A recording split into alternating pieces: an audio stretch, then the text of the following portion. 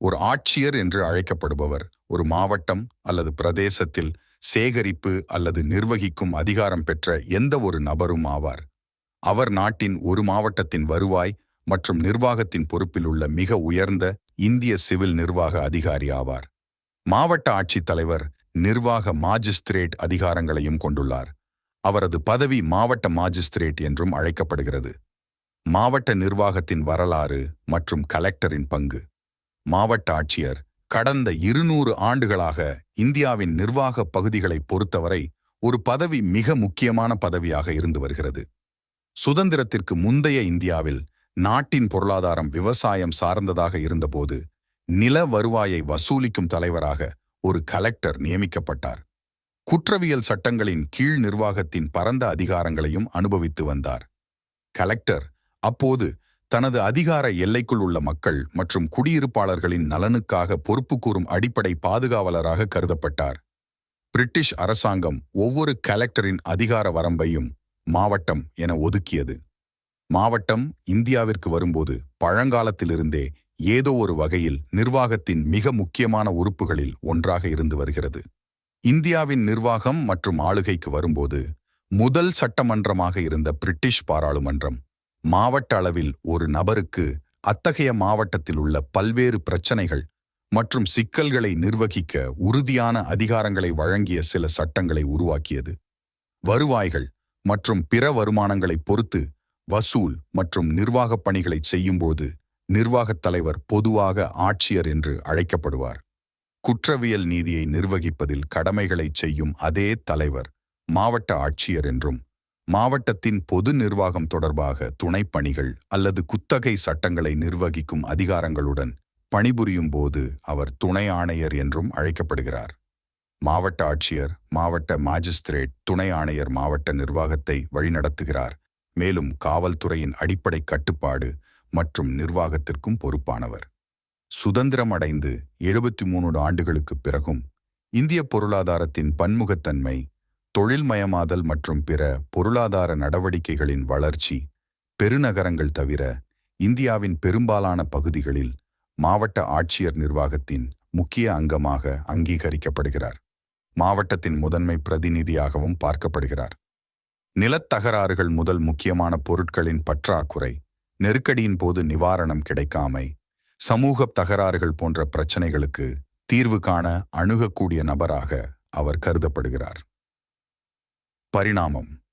தற்போதைய சூழ்நிலையில் கலெக்டரின் அதிகாரங்கள் வருவாய், வசூல், கலெக்டர் மற்றும் குற்றவியல் நீதியை மாவட்ட மாஜிஸ்திரேட் நிர்வகித்தலாகும்.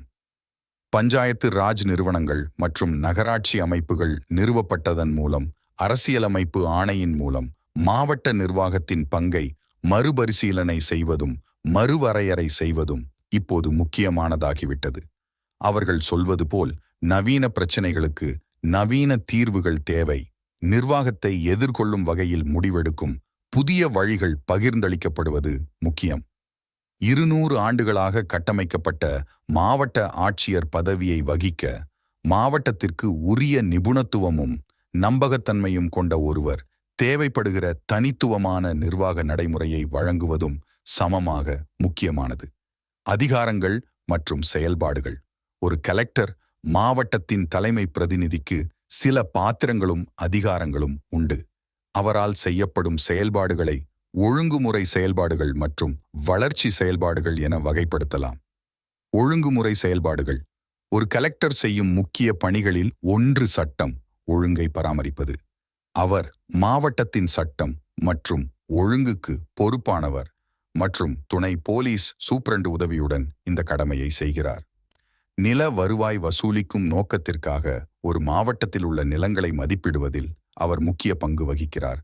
அவருக்கு வருவாய் செயல்பாடுகள். மாவட்ட ஆட்சியர் மாவட்டத்தில் உள்ள அனைத்து நிலங்களின் பாதுகாவலராகவும் வருவாய் வசூல் செயல்பாடு அவரது பங்கில் முதன்மையானது.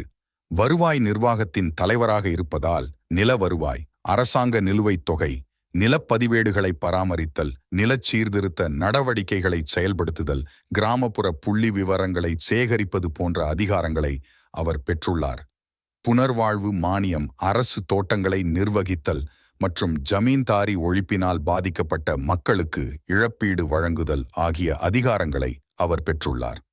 மாவட்ட திட்டமிடல். அவர் மாவட்ட திட்டக்குழுவின் தலைவராக உள்ளார் மற்றும் 5 ஆண்டு மற்றும் ஆண்டு மாவட்ட திட்டங்களை தயாரிப்பதில் ஈடுபட்டுள்ளார். அவர் திட்டங்கள் மற்றும் திட்டங்களின் முன்னேற்றம் மற்றும் செயல்படுத்தலை மேற்பார்வையிடுகிறார் மற்றும் மாவட்டத்தில் உள்ள வங்கியின் ஒருங்கிணைப்பு பிரிவுக்கு தலைமை தாங்குகிறார்.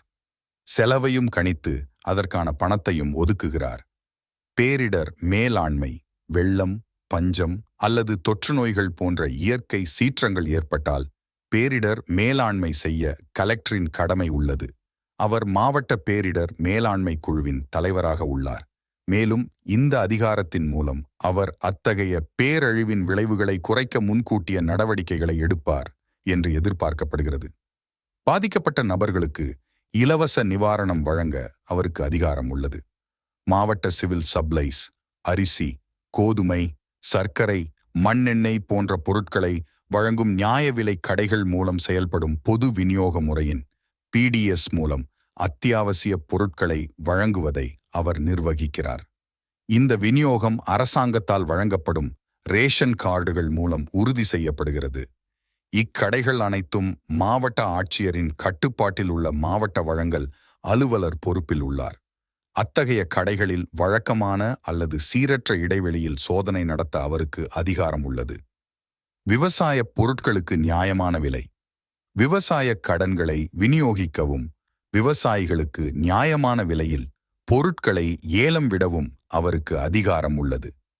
அரசாங்கத்தால் உத்தரவாதம் அளிக்கப்பட்ட குறைந்த விலையில் முக்கிய விவசாய பொருட்களை விற்பனை செய்வதை உறுதி செய்வதற்காக சந்தைப்படுத்தல் மற்றும் கூட்டுறவுத் துறைகளின் உதவியுடன் கொள்முதல் நிலையங்களை அமைக்கவும் அவருக்கு அதிகாரம் உள்ளது. மாவட்ட கருவூலத்தின் மேற்பார்வை. அவர் மாவட்ட கருவூலத்தை கட்டுப்படுத்தும் அதிகாரி. பொதுப்பணம், அரசாங்க சொத்துக்கள் மற்றும் நிதி விவேகம் தொடர்பாக அரசாங்க அறிவுறுத்தல்களுக்கு இணங்குதல். ஓய்வு பெற்ற அரசு ஊழியர்களுக்கு ஓய்வூதியம், சம்பளம் மற்றும் பிற அரசு ஊழியர்களுக்கு பிற பணப்பலன்களுக்கான பணத்தை விநியோகிக்கும் பொறுப்பில் உள்ளார். இந்திய புதையல் சட்டத்தின் கீழ் நடவடிக்கை எடுக்கவும் அவருக்கு அதிகாரம் உள்ளது. மாவட்ட கலால் துறை. மாநில அரசின் முக்கிய வருமானம் மதுபானம் மற்றும் பிற போதைப் பொருட்களின் விற்பனையிலிருந்து எழுகிறது. மேலும் மாவட்ட ஆட்சியர் மாத வாடகை செலுத்துவதை மேற்பார்வையிடுகிறார். மதுபானங்களின் தரத்தை ஆய்வு செய்கிறார் மற்றும் மதுபானங்களில் கலப்படத்தை கண்டிப்பாக தடை செய்கிறார். நெறிமுறை செயல்பாடுகள். அரசாங்கத்தால் வழங்கப்பட்ட நிலையான அறிவுறுத்தல்கள் மற்றும் வழிகாட்டுதல்களுக்கு இணங்க கலெக்டர் மாவட்டத்திலே நெறிமுறை செயல்பாடுகளை செய்கிறார். இந்த வகையான செயல்பாட்டை செய்ய மூத்த கூடுதல் மாவட்ட ஆட்சியர் நியமிக்கப்படுகிறார். இந்த செயல்பாட்டின் செயல்திறன் மிகவும் முக்கியமானது மற்றும் இந்த செயல்பாட்டை செயல்படுத்துவதில் ஏதேனும் தவறு நடந்தால் மாவட்ட ஆட்சியர் பொறுப்பு கூற வேண்டியவர் என்பதால் கடுமையான விளைவுகளை சந்திக்க நேரிடும். மீதமுள்ள செயல்பாடுகள். மாவட்டத்தில் வேறு எந்த துறைக்கும் ஒதுக்கப்படாத பிற செயல்பாடுகள் தானாகவே மாவட்ட ஆட்சியரின் அதிகார வரம்பிற்கு அனுப்பப்படும். அரசாங்கத்தால் விதிக்கப்பட்ட வரவு செலவு திட்டம் மற்றும் ஒழுங்குமுறைகளுக்குள் அவர் தனது செயல்பாடுகளையும் கடமைகளையும் செய்ய கடமைப்பட்டுள்ளார். எனவே மாவட்ட ஆட்சியர் தனது எல்லைக்குள் தனது மக்களின் பாதுகாப்பையும் உறுதி செய்யவும் சட்டம் ஒழுங்கை நிலைநாட்டும் நோக்கத்திற்காகவும் ஒரு மினி அரசாங்கத்தை இயக்க வேண்டிய நிலையில் உள்ளார். எனவே அவர் பொறுப்பேற்றுள்ள மாவட்டத்தில் ஆல் இன் ஒன் ஆக கருதப்படுகிறார்.